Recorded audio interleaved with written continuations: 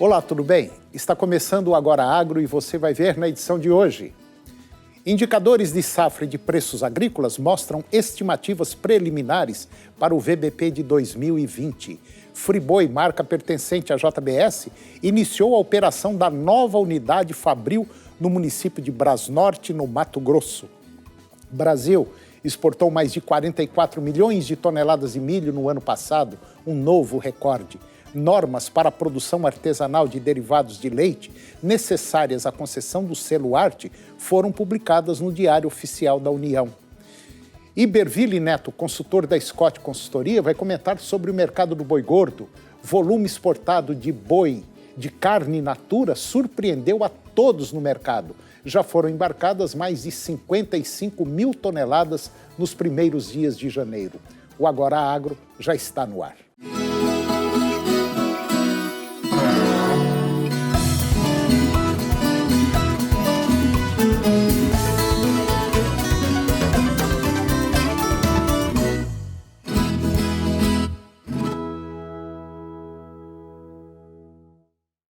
Os indicadores de safra e também de preços agrícolas mostram estimativas preliminares para o VBP de 2020 em 674 bilhões de reais, 7% superior na comparação com o ano passado.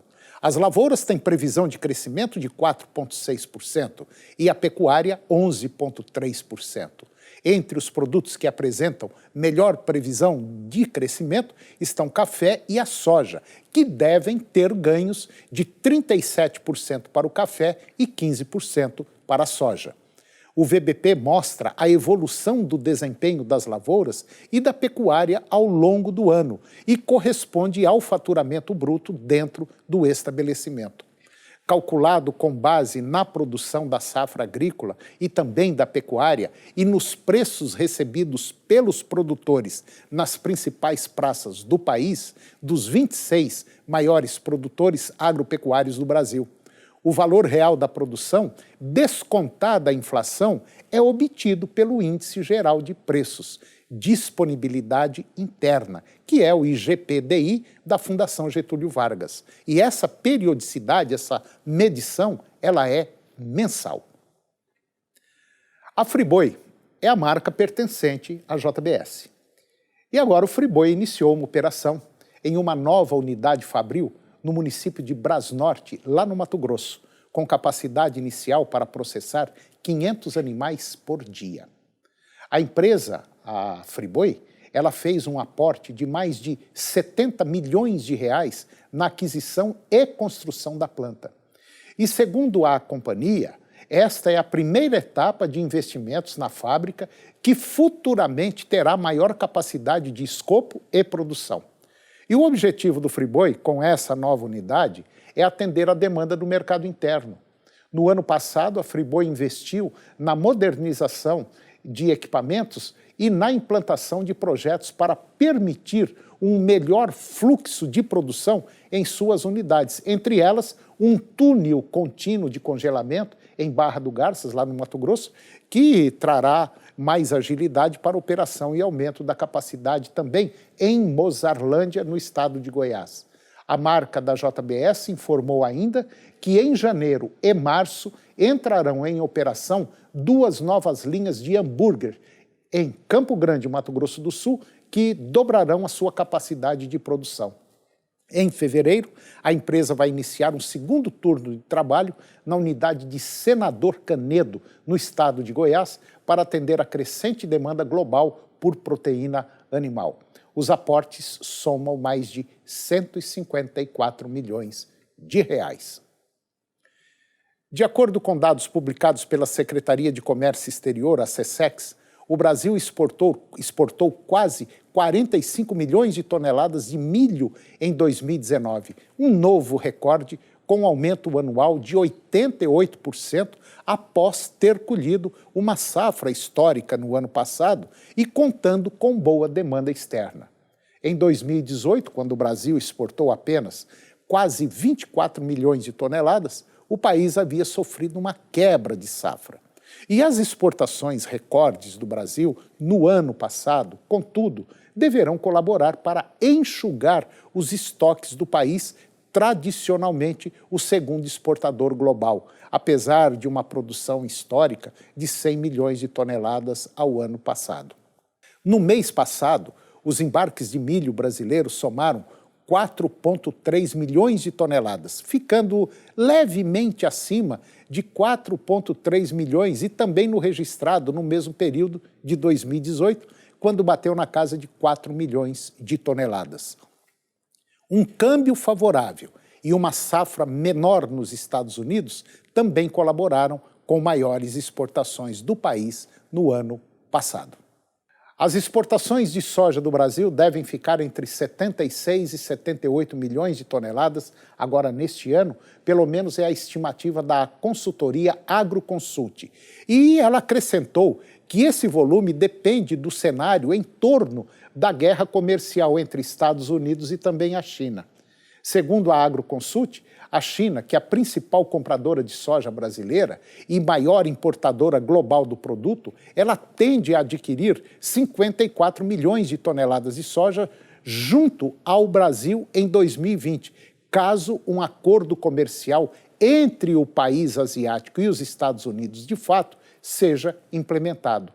Um pacto de fase 1 entre Pequim e Washington deve ser assinado agora nessa próxima semana, ou talvez até antes.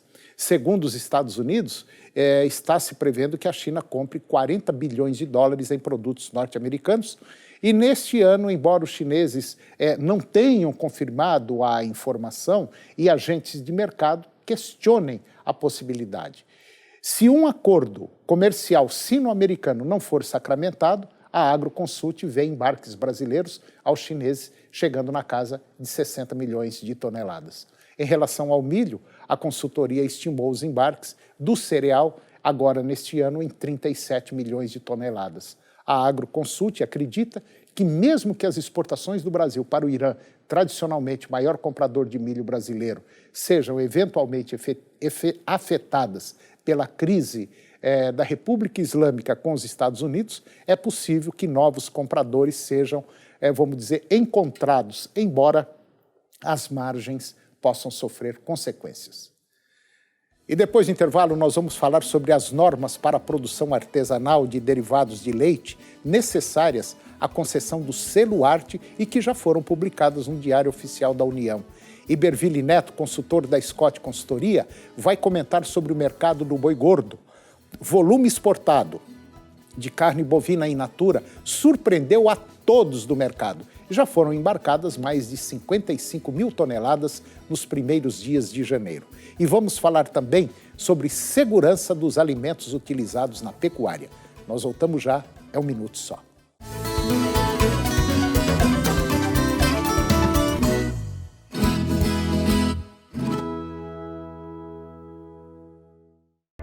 No portal Pai Eterno, você tem acesso ao conteúdo oficial do Santuário Basílica de Trindade.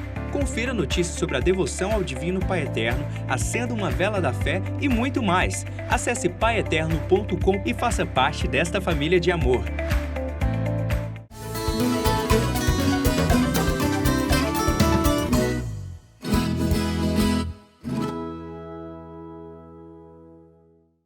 As normas para a produção artesanal de derivados de leite necessárias à concessão do selo Arte já foram publicadas no Diário Oficial da União.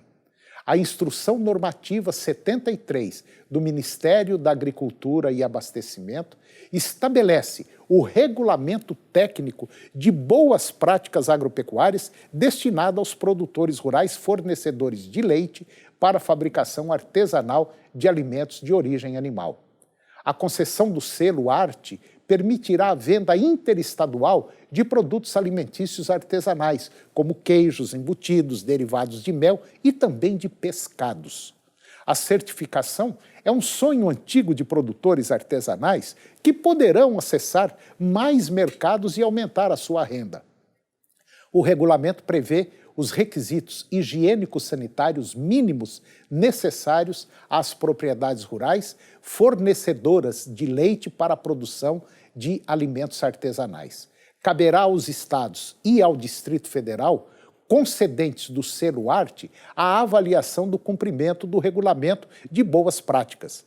E uma das exigências é que a propriedade fornecedora de leite seja certificada como livre de brucelose e tuberculose, de acordo com as normas do Programa Nacional de Controle e Erradicação da Brucelose e Tuberculose Animal, ou controlada para essas doenças por órgão estadual de defesa sanitária animal. Os produtores farão o controle do rebanho, incluindo a vacinação contra a febre aftosa, conforme programação oficial, exceto nos estados livres, sem vacinação, além do controle de mastite e de parasitas, entre outros requisitos. O leite deverá ser obtido de animais que se apresentem clinicamente sãos e em bom estado de nutrição, que não estejam no período final de gestação ou na fase colostral, e nem apresentem sintomas de doença no aparelho genital ou lesões no úbere, tetos, febre, infecções e diarreia. Esses animais não podem ter sido tratados com substâncias nocivas à saúde do homem, nem ter recebido substâncias estimulantes da produção láctea. E agora, Iberville Neto, consultor da Scott Consultoria, vai comentar sobre o mercado do boi gordo. Confira. Olá, meu nome é Iberville Neto, sou médico veterinário e consultor da Scott Consultoria. Hoje eu vou falar um pouco a respeito das expectativas para o mercado do boi gordo nas próximas semanas. Nós estamos atualmente com uma pressão de baixa, e isso tem sido devido ao cenário de escoamento mais lento, que é típico para janeiro e é intensificado pelo período de segunda quinzena. A oferta de boiadas ela não está abundante, não é o principal fator da pressão de baixa, mas tem sido suficiente para que os frigoríficos testem o mercado e consigam pagar um pouco menos pela arroba. Mas isso, em médio prazo, para os próximos meses, não muda as expectativas de uma safra com retenção de fêmeas, devido aos preços da reposição em alta, e um consumo doméstico passado janeiro, passado essa virada de ano, que tipicamente é de consumo mais fraco, um consumo doméstico melhor em 2020, e exportações em bom ritmo, principalmente devido à questão chinesa. Talvez com menos ímpeto dos compradores, um pouco mais negociado o cenário de exportações, mas com bons volumes ainda. Inclusive, na primeira semana agora, nós tivemos uma surpresa positiva com bons volumes exportados nas parciais que nós temos disponíveis até o momento. Por hoje é só. Um abraço a todos e até a próxima. Nos primeiros 7 dias de janeiro, o volume exportado de carne bovina in natura surpreendeu a todos. Já foram embarcadas 55.500 toneladas de carne bovina in natura, conforme a Secretaria de Comércio Exterior, a SECEX. Segundo a consultoria AgroAgility, os dados das exportações mostram que o ritmo de negócios não está lento como muita gente imaginava. As expectativas de mercado apontam que o mês pode encerrar com um total exportado acima de 170 mil toneladas. A média diária ficou ao redor de 7,9 mil toneladas. E se esse percentual continuar nas próximas semanas, vamos ter um aumento aí na casa de 17% frente ao mês de dezembro e 70% na comparação anual. A pressão baixista dos preços está sendo influenciada pelo mercado interno, na qual muitas indústrias estão negociando com cautela. Os frigoríficos que atendem ao mercado interno é o que estão com mais receio de alongar as programações de abate. E então, eles vão tirando o pé para ver o que acontece. Atualmente, os negócios para o boi gordo em São Paulo estão correndo na casa de 190 até 205, 210 por arroba, dependendo do caso. A consultoria ela ressalta que a mudança no indicador Esalq B3 está mostrando mais a realidade do mercado, já que o cálculo é feito por ponderação. Nós estamos vendo que essa mudança foi benéfica para o mercado e vai ser favorável ao longo de 2020. E depois do intervalo nós vamos falar sobre segurança dos alimentos utilizados na pecuária. É um minuto só, eu volto já.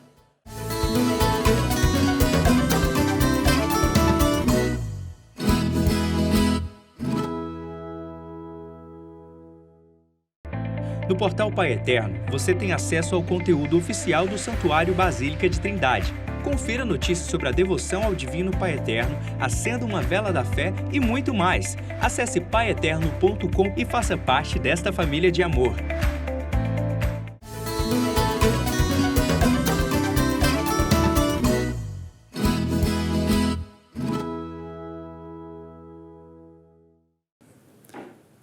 Eu vou conversar agora com Verônica Auxiliadora Alves Mioto. A Verônica, ela é doutora em ciências animais, ela é zootecnista e ela é responsável técnico de uma grande empresa, a Campo Nutrição Animal. E nós vamos falar de um tema muito interessante.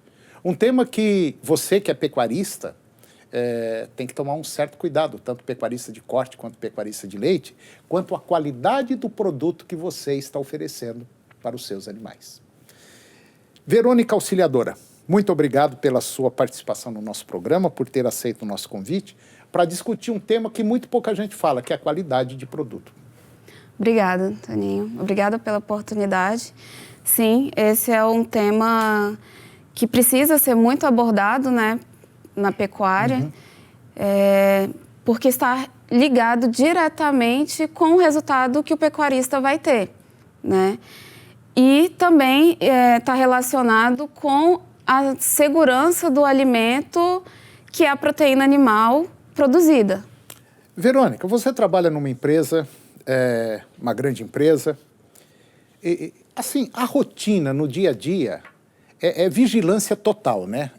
Olho muito aberto, um olho clínico, para que as coisas saiam assim direitinho. Porque a gente sabe que um produto, quando você vai dar para um animal, ele tem que ser, vamos dizer assim, milimetricamente pesado. Tem alguns componentes do produto que são pouquíssimas gramas, né? Quer dizer, um pouquinho a mais que a gente coloca no produto vai dar um efeito desastroso lá na frente, não é isso? Exatamente. Existe, às vezes, uma ilusão de que a alimentação de bovinos é algo simples, né? Que jeito, não precisa de muita tecnologia, né? De muitos cuidados, e isso realmente é uma ilusão. Porque a gente que trabalha dentro da indústria sabe dos inúmeros processos, controles que existem para a gente conseguir garantir a segurança do alimento, né? Agora, o pecuarista também tem uma boa parte de culpa nisso aí, porque a maioria também não liga muito não, né? Ele acha que o animal, porque animal pode ser meio de qualquer jeito, e não é por aí. Precisa ter uma empresa idônea, uma empresa responsável, que siga todas as recomendações do Ministério da Agricultura. Sim. E tem muitas normas, né? Existem muitas normas. E é importante o pecuarista entender que adquirir produtos, né, de empresas idôneas, empresas que são registradas no Ministério da Agricultura, é o primeiro critério que ele deveria ter na escolha do seu fornecedor. Por quê, né, dessa importância? Porque uma empresa, para ela ser registrada, ela precisa comprovar que ela tem equipamento, estrutura, condições de produzir um alimento seguro. Então, uma vez que ela comprova isso, né, mediante inúmeras documentações que precisam ser apresentadas, ela vai receber uma autorização para produção, né? E uma vez que ela recebe essa autorização, ela vai ser constantemente, né, ou existe uma frequência aí de fiscalização que ela vai estar recebendo para garantir que os processos estão sendo bem conduzidos. Inclusive, o Ministério da Agricultura, nesse mês, está fazendo a caracterização dos estabelecimentos. A caracterização de risco. O que é isso? O risco é a probabilidade de algum processo, né, de algo acontecer ali dentro da indústria que vai resultar em um prejuízo para a saúde animal e humana também. Então, as indústrias, elas estão sendo, nesse momento, caracterizadas contra o risco. Então, esse risco ele vai ser maior ou menor, dependendo do volume que aquela fábrica produz. Então, fábricas que produzem volumes maiores têm um risco maior, consequentemente.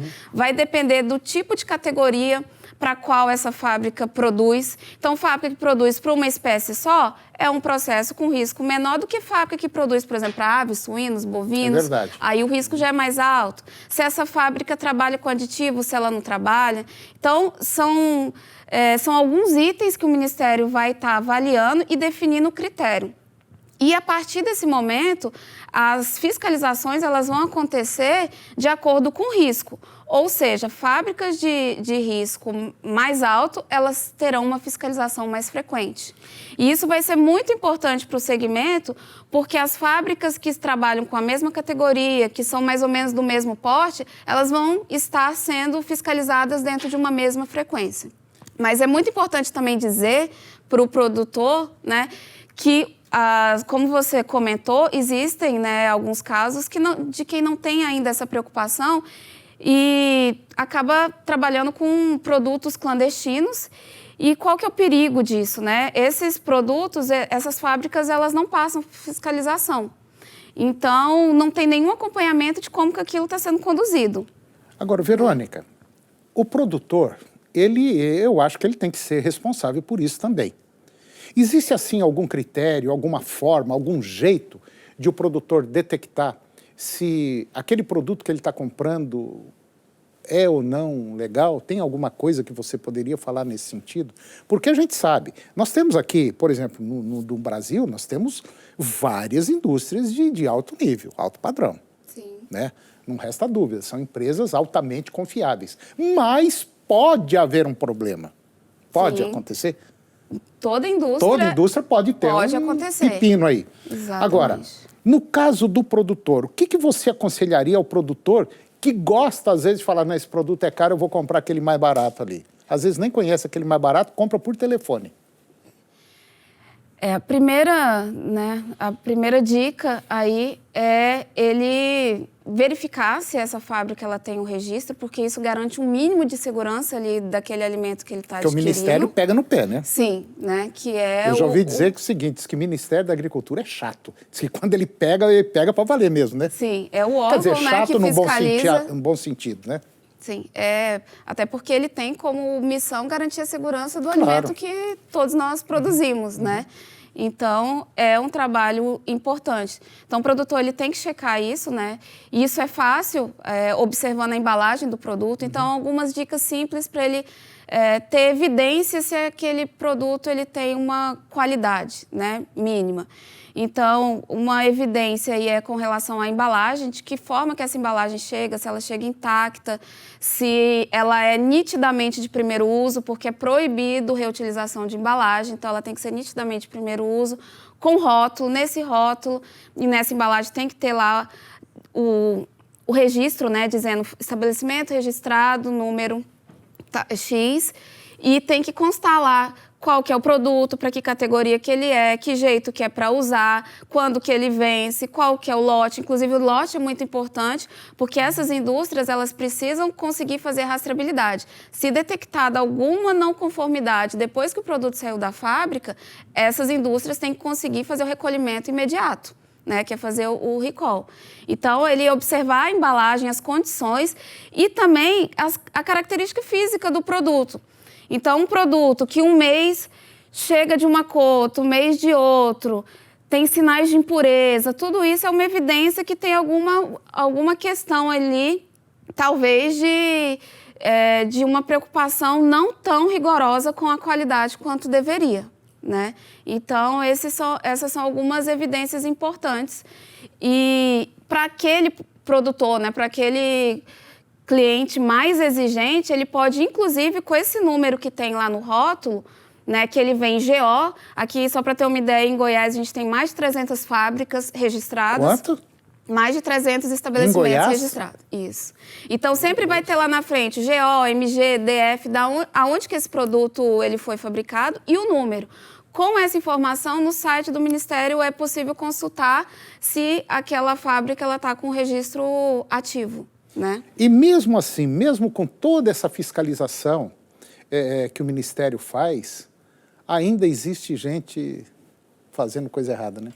Existe, né? E Principalmente porque se não houver denúncia, eles não serão impedidos de verdade. produzir, É né? verdade. Então eles acabam tendo condições de produzir.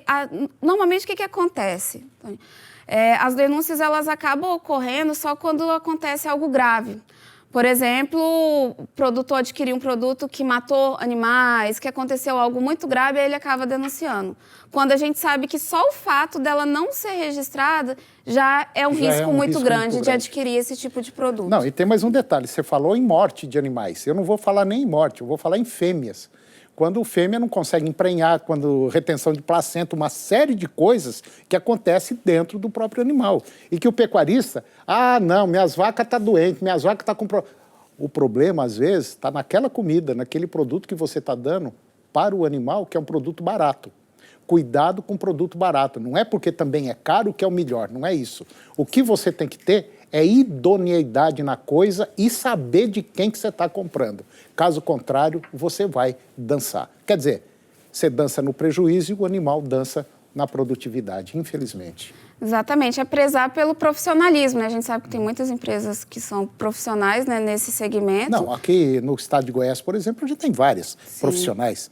Tem muito bons. E aproveitando a oportunidade, né, falando sobre embalagem, é importante lembrar que lá, né, nessa embalagem, no rótulo, tem que ter informação da onde aquele produto foi produzido, né, para o consumidor, né, o produtor ter condição de entrar em contato com aquela indústria se ele tiver alguma questão, né,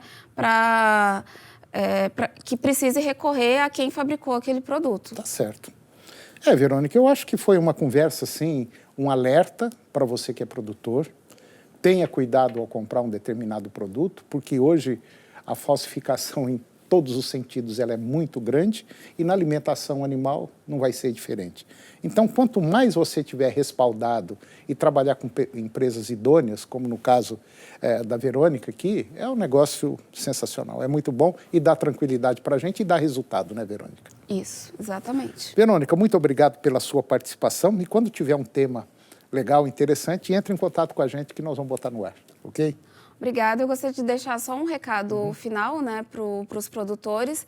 Dizer, né, escolha um fornecedor profissional, né, adquira, invista em produtos bons. O que é um produto bom? Um produto que tem uma garantia, que vai conseguir garantir uma qualidade com capacidade de entregar o resultado esperado. A gente sabe que o resultado ele depende muito do manejo, da forma que ele é oferecido, mas a gente sabe também que para um produto ele ter qualidade, ele precisa vir de uma formulação bem feita, de ingredientes muito bons, bem misturados, né? Bem envasados e conservados para que na hora do fornecimento esteja tudo ok para o desempenho esperado. É verdade. Verônica, obrigado. Obrigada. E hoje nós chegamos ao fim. E eu termino com a seguinte frase. Velocidade só é útil se você está correndo na direção certa. Um grande abraço, muito obrigado pela sua companhia. Que Deus os abençoe e até o próximo programa.